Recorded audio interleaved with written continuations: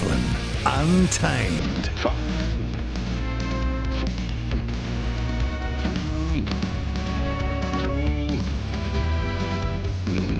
The Platform.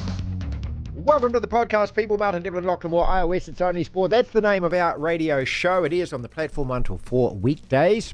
We like to think we're kind of an oasis. After Sean does the news and the politics between 7 and 10, and then Michael Laws is taking care of talkback between 10 and 1. We just goof off, talk about silly old sport on the Platform. Now, you've got to download the app to listen to us live. Subscribe to Platform Plus. You get a whole lot of other benefits attached. Today on the podcast, Justin Marshall looking back at the Six Nations, more TMO interference and controversy as a result. Is every important game of rugby these days going to be decided by those who officiate as opposed to those who participate? It's confusing and it's frustrating and it's ongoing. We talk about the new super stadium for Auckland, the latest in a long line of very expensive, spectacular propositions that never seem to make it anywhere past the drawing board stage. Why is this one going to be any different? Erica Fairweather, Eliza McCartney, more on those two in a second, but just performing at the very highest levels in swimming and pole vaulting respectively, which is great news ahead of the Paris Olympics. EPL continues. The Knicks are top of the table. The Breakers look as though they're going to qualify. And of course, Super Bowl Monday, and we're all over it.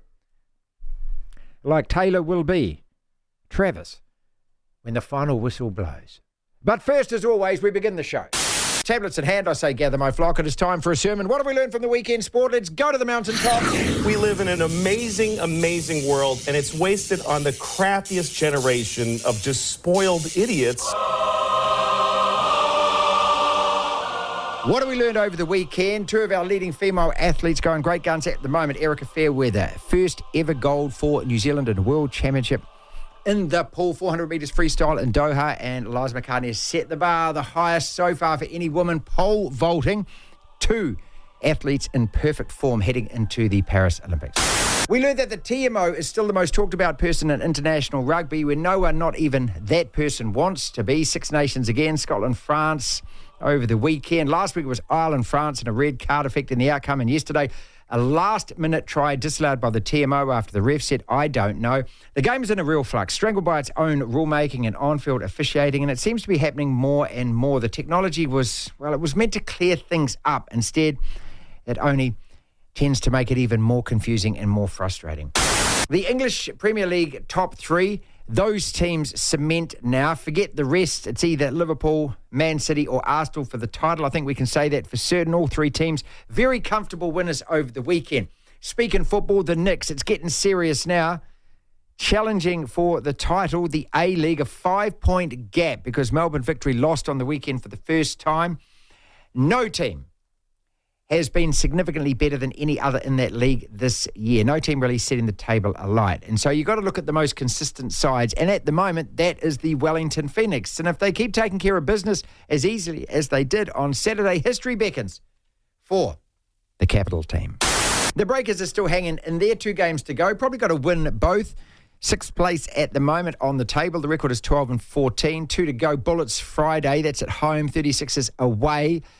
So, yeah, I reckon there's every chance of a playoff, but after watching them lose to Melbourne yesterday, probably very little chance of a championship.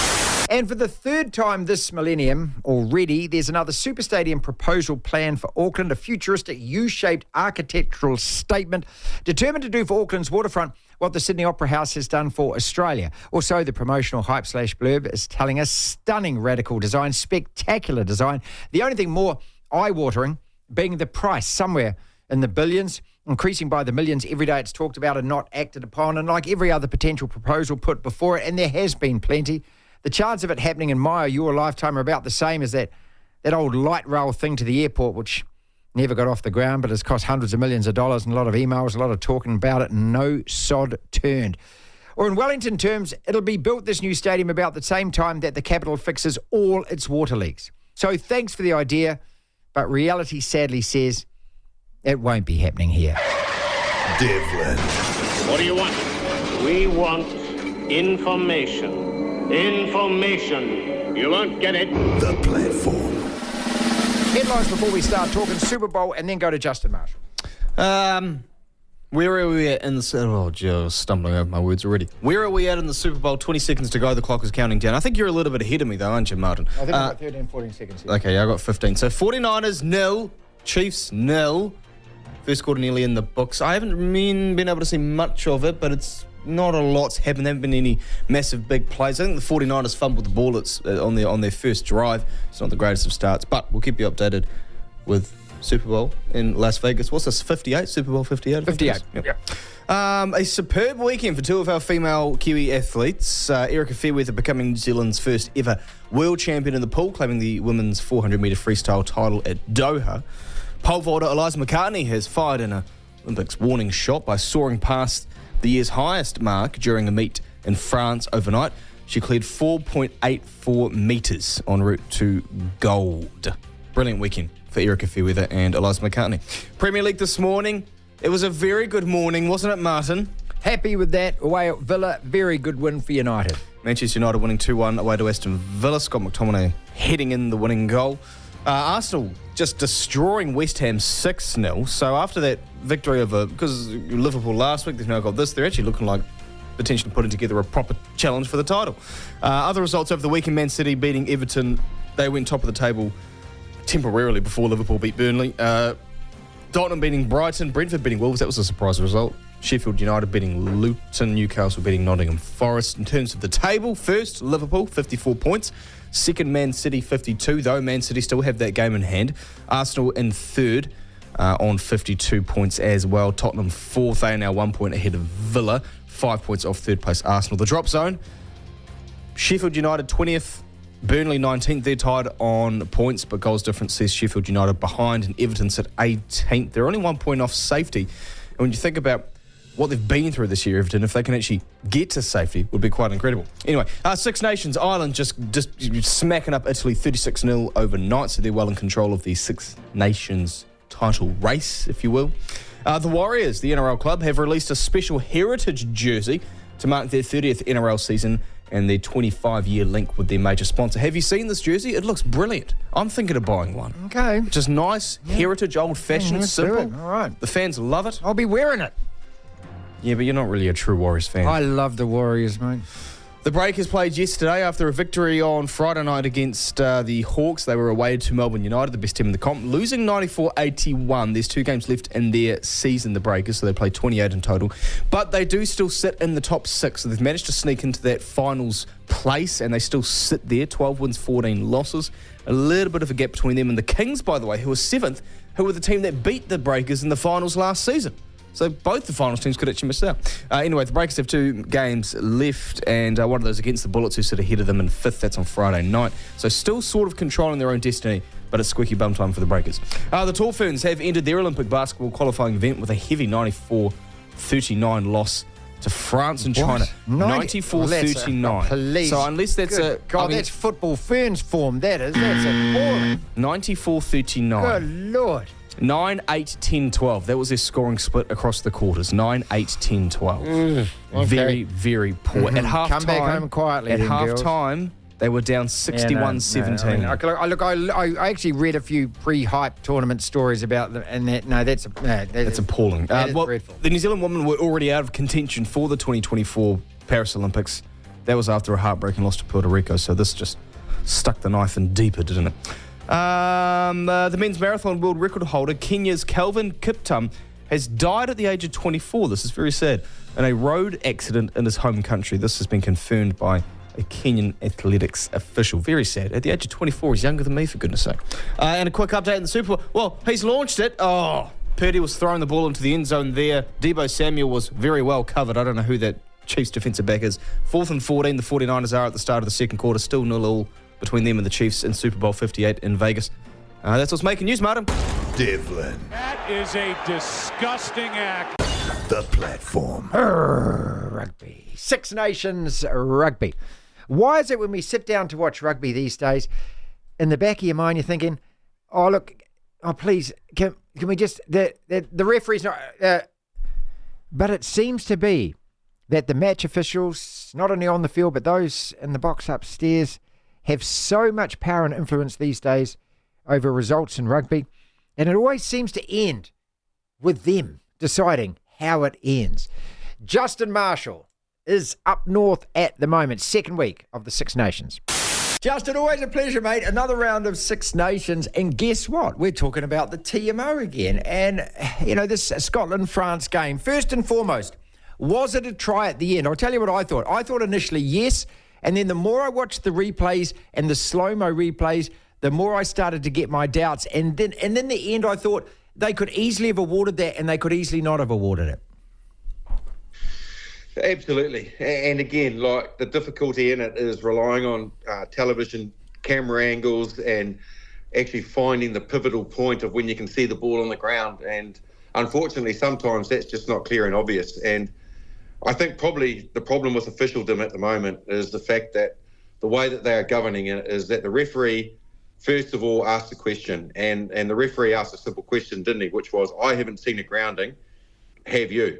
And that all of a sudden means that the TMO has to actually see a clear grounding. Now, I'd slightly disagree with you. I felt that at a time you could clearly see that the ball went off the boot, and if it didn't hit the grass, what else could it hit? So I certainly felt that there was probably clear evidence here that there was a try. But equally, the TMO is also thinking, in my mind, the referee's told me he hasn't seen it on the ground. So if he's not seen ball on grass, then how can I conclusively say that I have, given the images that we're all watching? So, yeah, it's a bit messy, to be honest, Marty. Like, I think if the referee just goes and says, try or no try, and then the TMO is not influenced. He's looking at all the pictures we're all looking at. He's probably got slightly better technology. At the end of the day, if he can find a way to award it or not award it, at least the referee hasn't given him any ability to get out of jail. And that's what happened at the weekend. The referee gave him a chance to get out of jail, and he said, well, we're all thinking, is it down or not? And in the finish, he went and said, well, you didn't see it, and I can't say that I have. So maybe, again, we talked about laws last week. We're talking about some tweaking now, but all of them are about making things easier and making sure we don't have massive controversy. Look, and that's what everyone wants to avoid, because what we want to be talking about is the actual games and the quality of the games and the players involved. We don't want to be talking about... Look, I mean, I hate to say it, and I don't want to be personal, I don't want to be mean, but I look at Nick Berry, the referee, and the first thing I think of is how many times do you look at yourself in the mirror every day, mate, and I just wonder with a lot of these referees whether they actually believe the game is about them. And look, ultimately it's about the entertainment factor, and the entertainment factor is scoring tries. And I think they should be looking at every possible way to go, that is a try, because that's what the crowd wants, isn't it? It is, but ultimately you're basically sealing France's fate, or you're actually elevating Scotland's, because after a great start in Wales, all of a sudden they're 2-2, and they are looking like they could possibly win a Six Nations for a long time, in a long time. Equally, you don't award it to France, and they're 2-0, and they're out of the competition. The ramifications of this one particular decision in the micro minutes of the game are massive, and so the pressure is immense. And again, I just feel that if they can actually just find a way around making it all responsible sort of in one particular area and just say, okay, righto, let's just look at it as what it is. We've got the technology. We'll let the technology see or not see. But ultimately, if you've got guidance coming from the angle where they're forcing the referee to say he has to say what he feels he's seen, and he could have been down on his knee 1 second too late where he didn't see the grounding. He could have been down early but not seen a knock on, but seen the ball on the ground. All these different dynamics come into it. It's just massive. If the technology is just use it, don't put the referee under the bus. There's no point to. No, that's right. I think that will help, and then it will help, I guess, whatever decision they come to, it's solely on technology, and then everybody can kind of just go, oh, well, I felt I didn't, blah, blah, blah. But at least the referee gets a little bit of breathing space. So, look, at the end of the day, we talked about it last week with the red card stuff, and I talked about Willemse, mate. Look what happened to him. He got 6 games, mate. Is that not punishment enough? I wonder also, that the referees are a bit gun-shy now, given the online abuse that Ben O'Keefe got and Wayne Barnes got and everything else. I just wonder whether in the back of their own minds they're a bit freaked out now about making the wrong decision. And it shouldn't be about making the wrong decision, And we've almost created this for ourselves, haven't we? With the advent of social media and the fact that everyone's got something to say about. In terms of the performance of both of those teams, Scotland and France, what is, and also the overall standard of this competition, what is impressing you? Look, to be perfectly honest, after the first weekend, I was impressed. I certainly felt like, particularly the Wales-Scotland game was a game of two halves, but the two halves were distinctly quite different, where Wales just got into their work and played a type of game that they were supposed to play probably from the first minute, but didn't realise that until the maybe 48th. And Scotland just looked like a good side that under Finn Russell, if he's allowed a licence to play as captain and get players around him, they can combine directness with some talent. They've got some X factor like Van der Merwe and co out in the outside channels. They're a good side. So my point is that when I watched the weekend's game and again the England-Wales game as well, Ireland obviously, if you haven't heard, they comprehensively won this morning against Italy. The second weekend was a little off. The first weekend was amazing. France-Ireland was amazing. Wales-Scotland again, cool. Italy put up a fight against England. But, mate, honestly, the England-Wales game was a bit of a drag for the first half. The only thing that kept it really interesting was the score. I certainly felt that the game in Scotland was a lot better, but I did feel that there was a buttoning off of, I guess, that quality. And it just makes you wonder, are the other... And I don't mean this disrespectfully, so Let's just keep this in check. Yep. Because, I know what can happen. The referees get social media coming at them. Equally so do former players. But, France and Ireland, I think, are at a different level to a degree than Wales, England and Italy at the moment. And I just feel that because that matchup didn't happen this weekend, there was just a little bit of a drop-off in skill set, performance, tempo, physicality. But, hey, that's just me looking at it objectively and the way that I felt the second round played out. To hear the full interview, download the platform at the App Store. Via Platform Plus, you can go back and listen to the whole show and all of the interviews in full. Moan. I'm moaning sick all the time. Oh, it's Monday. I got a moan on, all right. Dear Wellington, an open letter to my old hometown. Have a bath. Have a shower. Give yourself a good old scrub, mate, because the truth is you're a bit hoody these days. You're a bit grubby, a bit tattered, a bit whiffy. And it's sad. And I don't like seeing it. But clean your act up, Wellington. This beautiful city was once the jewel in the crown of New Zealand getaway destinations. The Take Yourself to Wellington campaign was enormously successful. That period from, say, the mid-90s to around 2015, the city was buzzing. That's until the Fun Police took over the place, killed the Sevens, and since about then, Wellington has lost its edge. Used to be a brilliant place to visit, vibrant, energised, exciting, safe. Not now, not anymore.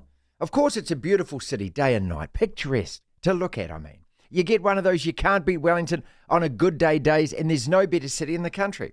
But that was then, this is now. Today is a very different looking central city. It's filthy. It stinks. It's broken down, old, tired. Nothing gets fixed up, nothing gets picked up, nothing gets cleaned up. And I don't even need to start talking about the influx of street people, whether it's right or wrong or whoever's fault it is, or even if some of the homeless folk that wander the streets aren't even homeless, but they just like, I don't know, hanging out begging for money, who knows? But what is very clear is that it's a really bad look. And that's the message of this epistle. Wake up, Wellington. Your traffic sucks. Your city needs a wash. What you're selling people aren't buying anymore. Lambton Quay, Willow Street, Manor Street into Courtney Place. It's not the Golden Mile.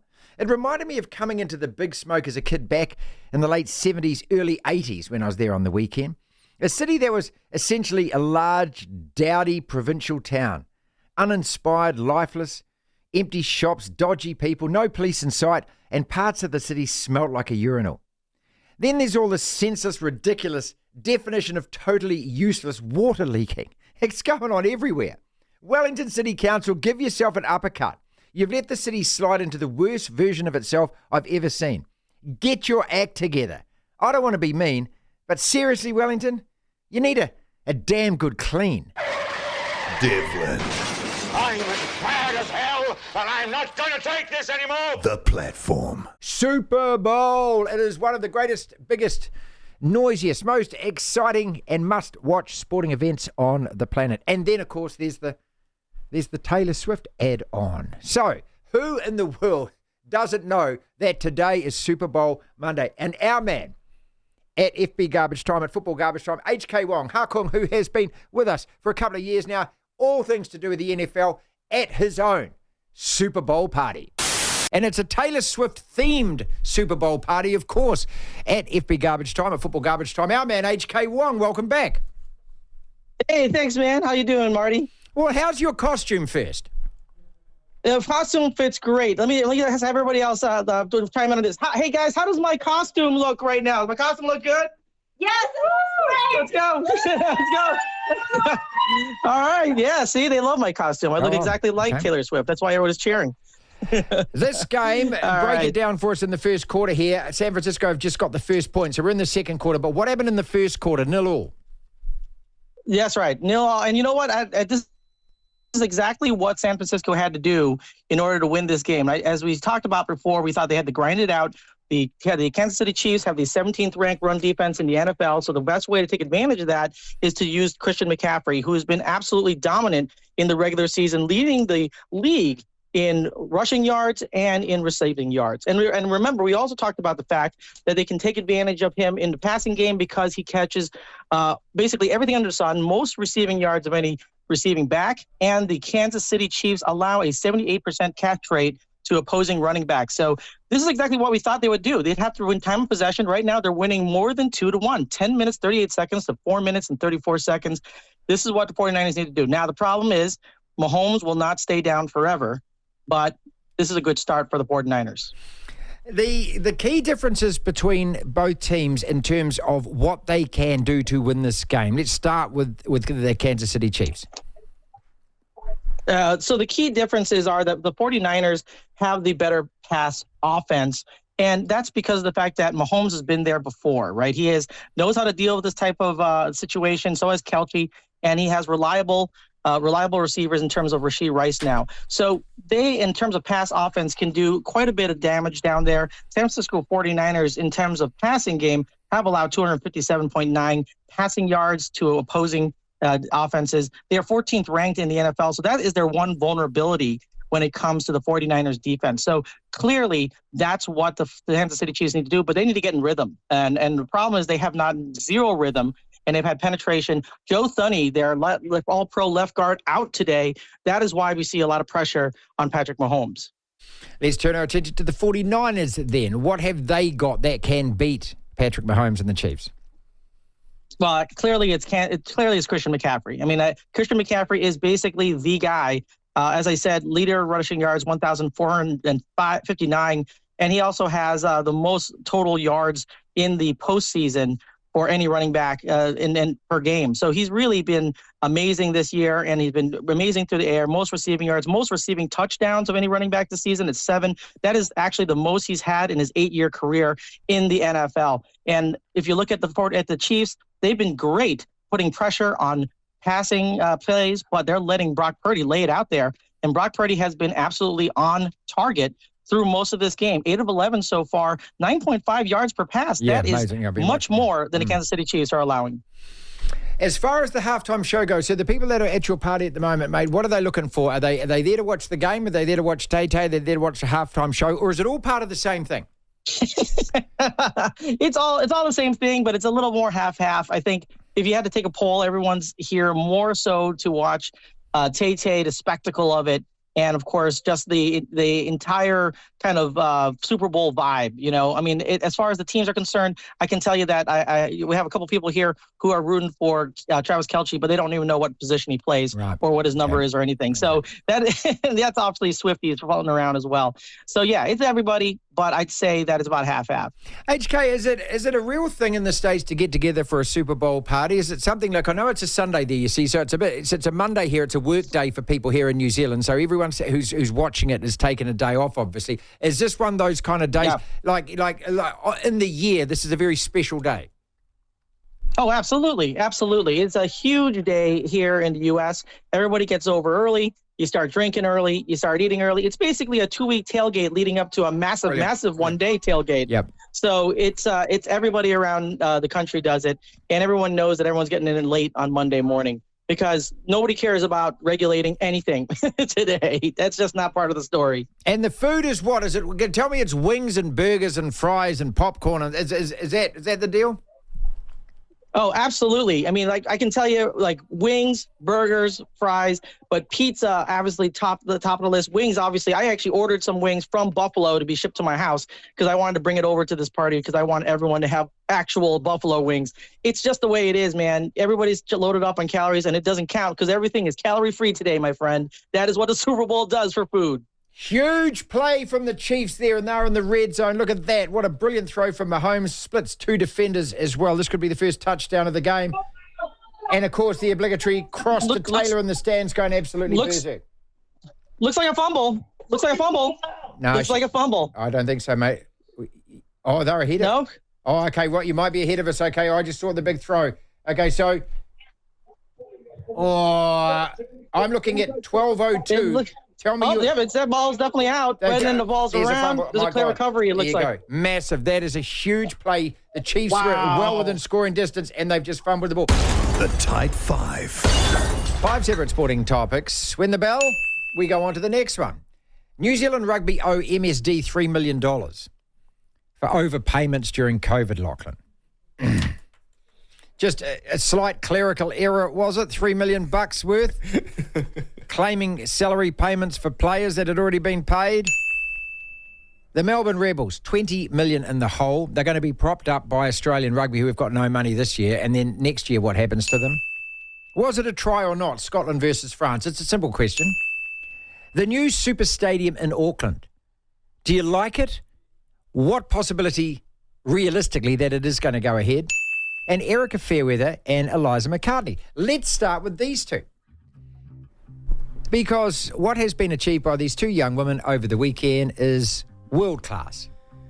World class. Eliza McCartney has just jumped the highest of any pole vaulter in the world this year.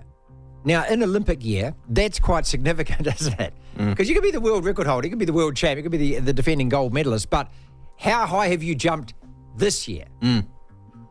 And I know it's only probably just starting for most, okay, but these competitions are, they're absolutely valid. And especially for Eliza, who's on a long comeback from injury, and we spoke to Eliza late last year. She's an absolutely fantastic young woman. More power to her. Of course, she got a bronze in Brazil in 2016, injured out of the last Olympic Games. A long comeback from injury. And that kind of form, irresistible. Then you add an Erica Fairweather. Now, I know that Ledecky wasn't there and another couple of swimmers weren't there at the World Champs, but again, that's irrelevant to me. You beat who you are. It's a World Championship title. It's the only one we've ever won in a pool. No New Zealanders won a World Championship swimming title before. So not even any of our... Who was the gold medal? Daniel Loader didn't win a world. No, he didn't win it. No. Moss Burmester? None of these guys won a World Championship title. So, those two young women... It speaks volumes for both of them because they're both in individual sports where you've got to do it on your own. Yeah. There's no half a dozen media minders around you, nutritionists and dietitians and everyone else, and 5 managers for a back line, forward line, scrum coach, line out coach, skilled coach. No. It's just them and one coach. That's it. And they've actually single-minded determination to succeed. They both got cool stories and quite different. Where Erica Fairweather, I remember interviewing her when she got some sort of junior medal or something when she was 15, and that was a couple of years ago. And she's just kind of gradually gotten better and better. Faster and faster. Yeah, whereas, as you touched on, Eliza McCartney's been at the top in a sense. Surprising. No one expected her to get a bronze, probably. No, and then none of those games. Plummeted and probably got to a point with all the injuries, of course. It wasn't really her fault. Well, she said she got really depressed when she told her she's going to give up. Yeah. And now she's everyone back. probably thought, no, she's done. And then now she's just done vaulted the highest height. 2 wonderful sports stories. Of the year. As opposed to New Zealand Rugby, who owe MSD $3 million. This is embarrassing. This is, what is it, an administrative oversight, or were you trying to rip them off? Well, I've got the... I'm hoping like hell it's the former, because obviously you can't get away with that kind of stuff, and you haven't got away with that kind of stuff. But what was it, double dipping, double billing? What the hell was it? I've got a section of the article here. The ministry, which has told, being Ministry of Social Development, has told NZR they must respond to the request by early next month And they're adamant that $2.9 million of a total of $9.7 million of wage subsidies were effectively claimed twice by NZR and the provinces. Okay, all right. Well, you've either got a good excuse for it or they can take you to court for that kind of stuff. Yeah. I'm hoping that it's a simple mistake, New Zealand Rugby, that somebody invoiced and somebody else invoiced. And well, considering pay our tax money back yourselves. Yeah, well, considering it's a governing body that loses money every single year and has struggled to get some, it's also a governing body that's talked about investing into that new stadium or something along those lines and a All Blacks hotel. Mm-hmm. And now there's an article coming out. Not a great look. No, you've been, double dipping. That new super stadium in Auckland. Now, the Super Bowl's been played at the, is it Allegiant Stadium? Yep, Allegiant. It's spelled ale as in lager, giant. So, but it's called Allegiant in Vegas. That was $2 billion US. That's the second most expensive stadium ever built in America. I think the LA Rams one with the SoFi Stadium. Which has a shopping mall in it. Yeah, okay. So this new super stadium in Auckland, you can look up the designs. It's a U-shaped. The U frames Rangitoto Island. We're going to be talking to Jim Doyle tomorrow about this, who's one of the chief guys behind it, and actually have a good long chat with him. So we don't really have the time today because we're covering all the weekend sport people. We'll do that for you tomorrow. But just looking at the designs, the first thing that came to mind, like, I just, wow, look at that. How cool would that be? If you just plonked it right now in Auckland and it was just built and it was done, we'd all be going, that's fantastic. What an addition to the city. Yep. The chances of it actually getting off the ground, though, with all the red tape involved, government, local government, I mean, honestly, mate, I've got a migraine coming on already thinking about it. Well, how many times has this happened before? I can count at least 4 or 5, going back to before the Rugby World Cup in 2011, when the proposal was to put a stadium where, well, what is effectively a Japanese import car park on the waterfront, the most precious land in Auckland, and it's just a dumping ground for Jap imports, right? Yeah. And so it was meant to be there, and of course that was meant to cost $500 million, and that got shouted down by the naysayers and the tally offers, and then it's come back. The other proposal that springs to mind was the sunken stadium, kind of almost underground, which kind of looked cool as well, but that got shouted down by the tally offers and the naysayers. And now this beautiful big idea, which would encompass hotels and shopping precincts and apartment blocks and all kinds of stuff. I just can't see New Zealand being able to get this organised, mate. No, I just can't. I'm sorry. We haven't. I wish I could say that be issues with. We're not that kind of country anymore. We're not a can-do country anymore. We're a don't-you-do-that country. Well, we're not like Australia, where they just find a bit of land and go, well, let's build a stadium. We've got a perfectly good stadium in Sydney. Screw it. Demolish it and rebuild it. That's what they do. What would happen to Eden Park as well? After all the investment for the Rugby World Cup, Eden Park 2.0, the vision of that, all of that. Well, that's just a vision at this stage. What you do, and this is what I've not advocated for, but what I'd like to see happen is you bulldoze it, have a little mini reserve or sort of park of sorts, a small one that you can just wander through and take your kids to and your dogs to and whatnot. Have some sort of statue that commemorates the stadium and the sporting achievements there, and then just build a whole lot of townhouses or apartment blocks around it. Sell the money and use that for the new project. There you go. Was it a try or not, Scotland versus France? Like, if you showed me a replay of that and I didn't know a thing about the referee's decision on the field and whatnot, I would say probably a try. Same. But well, isn't that good enough? Well, but rugby has done this to themselves, where you've got to find concrete evidence to overturn a call on the field. And I can understand why they didn't think that was concrete evidence. So at the same time, I'm not up in arms about it. Then again, what needs to happen is Nick Berry needs to be shown a replay, and that if he says, oh, the ball's on the foot and then it goes to ground, so logically it's touched ground in goal, he should be able to overrule the team and go, no, I'm awarding the try. I'm changing my decision. I agree. After all of that kerfuffle watching that, the first thing that sprung to mind is, why is a guy upstairs deciding, looking at those pictures? Nick Berry's the guy who's been on the ground and seen it. He should be looking at that replay if he wants to. This is what the NFL referees do, and I think they've got it right. If in doubt, the referee goes over and he looks at the pictures himself and he decides. He doesn't get told by somebody else whether it's a try or a touchdown or not. He decides. So if in Nick Berry's case, maybe this is the adjustment that needs to happen. He says, look, didn't get a clean enough look at it. My gut feeling is it wasn't a try. Show me the pictures. And then he can look at the pictures and go, okay, actually from that angle there, I didn't actually see it from that. Yeah, that's a try. Or No, there's nothing I can see there that adds to what I was looking at. Leave control in the hands of the ref. Leave control in the hands of the referee. And at least then you've cut out the middleman who seems to be causing all the problems. And I really do think that it's almost like they've painted themselves into this corner. And now with the social media vitriol and backlash and everything, and I can understand none of these officials want to get it wrong. So in the end, it's best if I don't get it wrong by not doing anything. Well, that doesn't help, does it?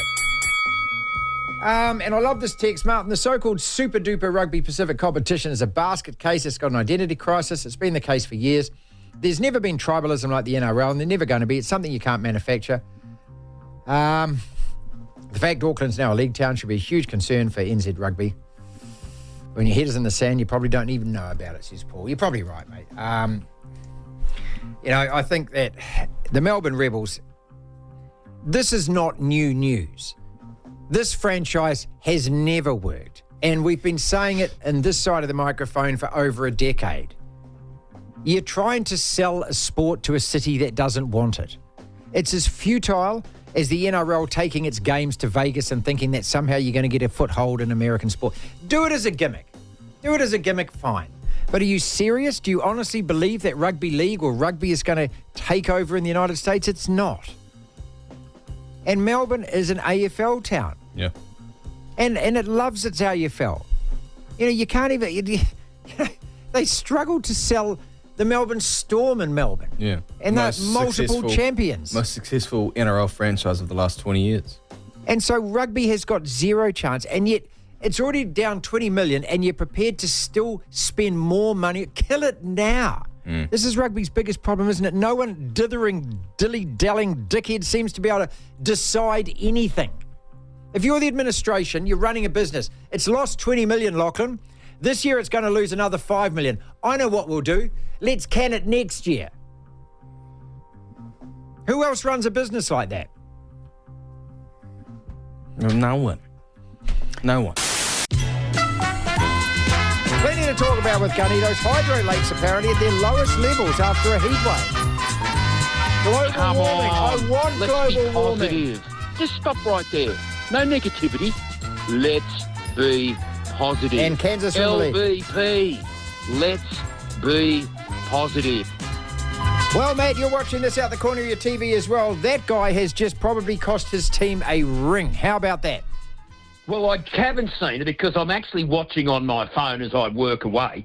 I've taken the afternoon off mostly from writing the newspaper to watch the game, but I'm pottering around at home watching on my phone. So while we're on here, I've got no idea what's happening. So I've heard you update the play. This is fantastic. You watch the Super Bowl halftime show. Look, we're a couple of grumpy old men in our 50s, mate. Well, I'm very soon about to turn into the 60. But I don't know, Usher and Ludacris. I mean, it's kind of left me a bit cold.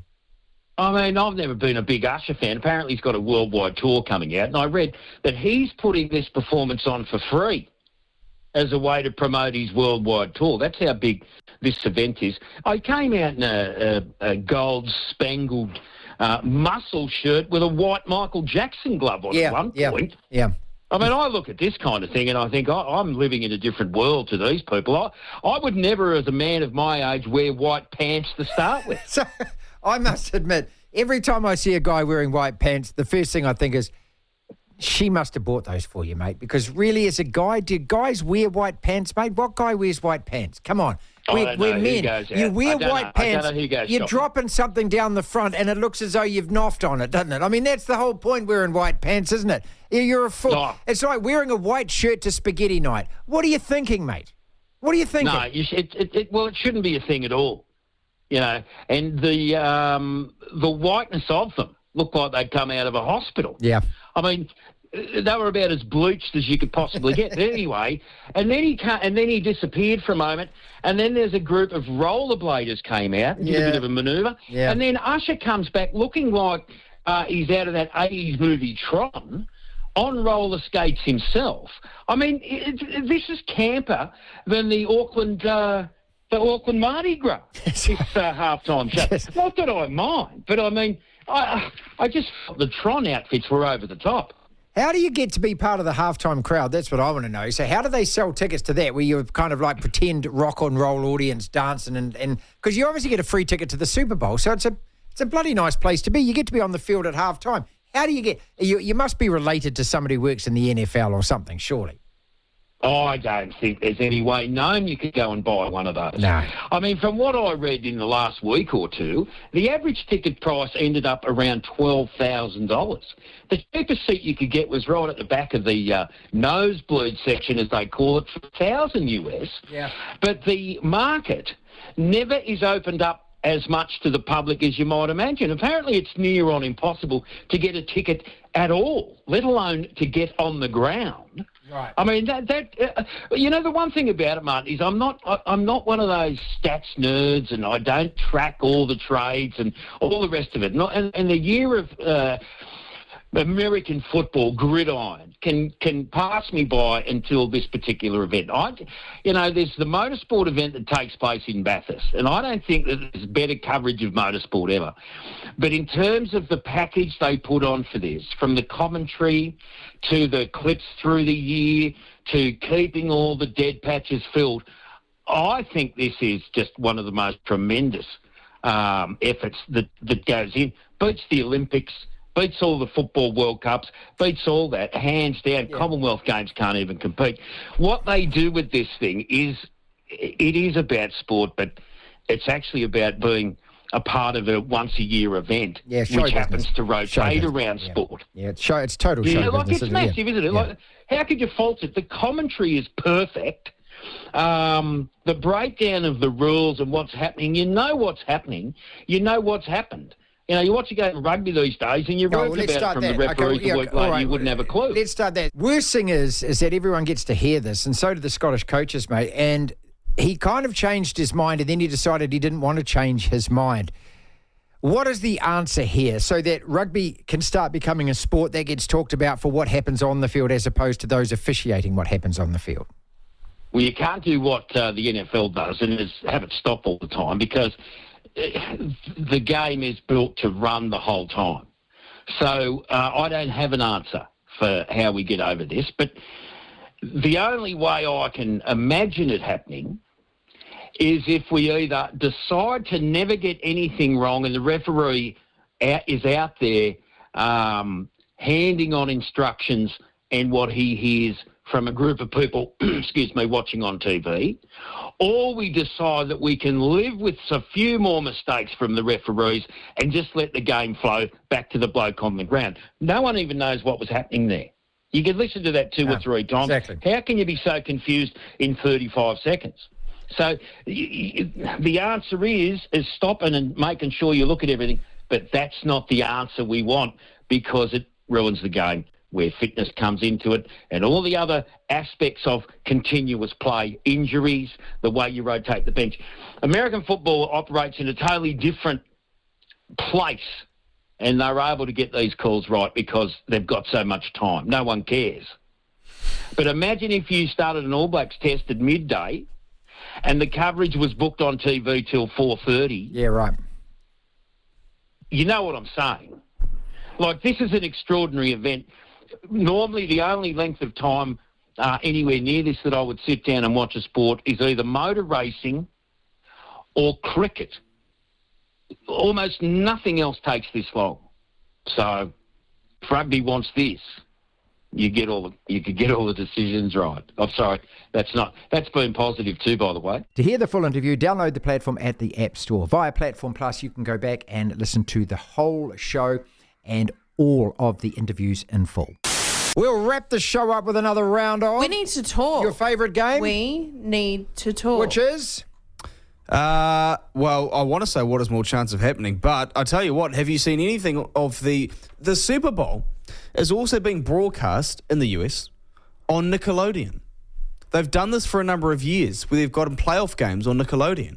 And they've been such a hit because it's trying to get kids Oh, they do a interested. cartoon version of it or something? Well, they have the game, but they have different graphics. They have just slime dropping on the field. Oh, okay. They have cartoons. They've got SpongeBob and Patrick in the crowd Great. from SpongeBob Perfect. SquarePants. All right, okay. And they've got this one bit, just quickly, of fish, it's animated, fish in the crowd, but there's celebrities, but they've, so one of them is LeBron James. Oh, great. And Okay. Finn Diesel. Oh, great, brilliant. There's Herring Styles. Yeah, okay. I see. That's all I like. I all love of it. that. I It's like all of so that. good. What is more chance happening? Auckland gets its act together and builds the new U-shaped stadium, or No.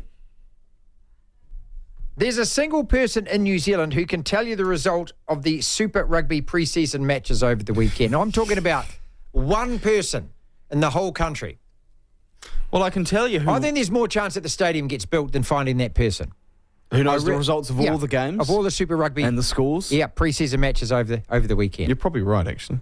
I don't even think if you ambushed somebody from NZR HQ Oh, they'd have no idea. and doors stopped them. They would have no idea. What I'd like to do is I'd like to do that to Mark Robinson or some of his executive committee and say, so where were all the teams playing? Who were they playing? In the Super Rugby franchise fan-centric fan engagement new version of the competition. You'd have some default settings saying, oh, well, we took those games to San Diego to expand this. No, Mark, wrong one. It's not that one. No, this it's is not that. pre-season. No, that's right. That was the Highlanders Hurricanes game, which you played at Forsyth Bar Stadium in front of 9 Was that at spectators. Forsyth Bar? Why wouldn't you have taken that to Oamaru or Koorau or somewhere? This is your opportunity. God, you're just so stupid, rugby, But they aren't used to do that. They used to take these But it's all pre-season about- games to small remember towns. what he said? It's all about fan-centric and fan engagement, the Super Rugby. Connecting with our people. And there's a golden opportunity to take a pre-season game that nobody gives a stuff about anyway, take it to a place where 1,000 people might turn up, mate. Next! What is more chance of happening? Auckland. 3rd and goal for the Chiefs, by the way. Just quickly. Sorry, continue. 3rd and goal. 3rd and goal. So they're going to kick a field goal regardless. Well, yes. So And even it up. it's going to be 16 all at worst. Okay. This is what I mean. I got the Chiefs winning this, mate. What is more chance of happening? That Auckland manages to somehow overcome all the obstacles and put this new stadium on the waterfront? Or Nick Berry, the referee in the French-Scottish game, didn't look at himself in the mirror today? What is more chance of happening? It's the stadium, isn't it? Yeah. It goes without saying, doesn't it? Well, I looked at myself in the mirror this morning when I got ready. Yeah, but I mean, do you look at yourself as many times as Nick Berry does? He does like himself a bit. Do you think? Well, he's got the tight shorts. He's Just got the tan body. He's got the muscles. He used to play rugby, to be fair. Okay, for sure. But does every referee go to the short shop and say, no, where's the small boys rack? Yeah. Give me the- Ages 4 to 6. Must be over here somewhere. I don't want the man size. I want the small boy size shorts, please. It's like, Nick, what are you talking about? Well, they got to see my thighs and my new tan. There's a guy who's just, I looked at him and I just thought, you obviously have a paint on, or you go and get a spray on, or you spend time on the sunbed. And clearly you spend a lot of time preening and prissing yourself up in front of the mirror, don't you? Yeah. Who's the other Australian ref who wears the tiniest shorts? The guy with the ginger hair. Yeah. Really good ref. Yeah, he's actually a good rep, but yeah, same. And look, I know Keith does it as well. They all do Gardner, it, mate. Angus Gardner, that's his name. Angus Gardner, yeah. Yeah, Ben O'Keefe. There was a moment where O'Keefe had the England Wales game, didn't he? There was a moment where he's staring up at the screen, obviously waiting for a replay. He and probably his lead assistant ref, and the camera was on them for about 20 seconds. And Ben O'Keefe's just standing there with his arms folded. He's pushing the biceps out. He's staring. they're His so head's perfectly. They're just a bunch of flexes. You need some Howard Webbs that don't have any hair, don't look that great, and don't care about pissing off a couple of players. You know, Well, you need those guys. they're there to ref a game of rugby, not there to be seen reffing a game of rugby. I think there is a difference between those two. What is more chance of happening? Auckland builds the new futuristic U-shaped. 16 all, by the way. Yep, they got the field goal. We're down to 5:46 to go. 16 all in the Super Bowl. That Auckland builds the stadium, or World Rugby realises the TMO isn't working as it should and makes the change or puts the responsibility back into the referee's hands and says, listen, you're the ref, you got 2 linos, you guys decide. Well, that's not happening. Because part of that, if you're doing that just quickly, you are then minimising the impact of the TMO, right? And if you're minimising the impact of the TMO, that is money down the drain for World Rugby or IRB or whatever they're called these days. Because they've invested, just like the Premier League, just like football, they've invested all this money in the technology to be able to do that. And all this attention and time and training of staff. So if you get rid of that, you've just lost a whole lot of money. See, I think there's a key word there. I think that the tension thing, I think that the bozos that run the game actually genuinely think that this is now part of the game. That's the problem. whereas it's not part of the game? Is the answer, as was suggested by Graham really early in the program, just let the referee look. If the referee can't decide, then he can actually do some kind of funny signal, which means he gets to go and look at it on the screen by himself, not at the big screen where everyone's watching. He goes over to the sideline like the Premier League refs do, like the in NFL guys do, puts a blanket over his head and watches it by himself and then decides. Do that. But, I mean, they do that in the NBA. Yeah, the ref looks at the picture. This is the thing. No one's ever actually going to be satisfied. There's always going to be a problem, whatever structure you've got in place. Okay, if you've got just a referee and you really streamline the impact of technology, then you're going to complain about them getting calls wrong all the time. If you have too much technology, then you're complaining about it ruining the flow of the game, ruining the product, and still getting things wrong when they've got all this help. If you've got more than one ref, you've got problems with, who's got the authority, who actually controls the game. If you've got one ref, you've got a problem with, you've only got one guy, he can't see it. There's always arguments against it. This is something that's never going to resolve itself. So why don't we all actually just sit here and go, you know what? Who cares? Just stop complaining. Okay, you've done it. That's our podcast for today. Thank you so much for listening. If you want to listen to the entire show, 1 till 4, Monday to Friday, download the Platform app, and via Platform Plus, you can go back and listen to whatever shows over however many weeks at your leisure, at your listening pleasure. Platform Plus. First thing to do, though, is download the Platform app. Devlin. Unbelievable. Incredible. The Platform.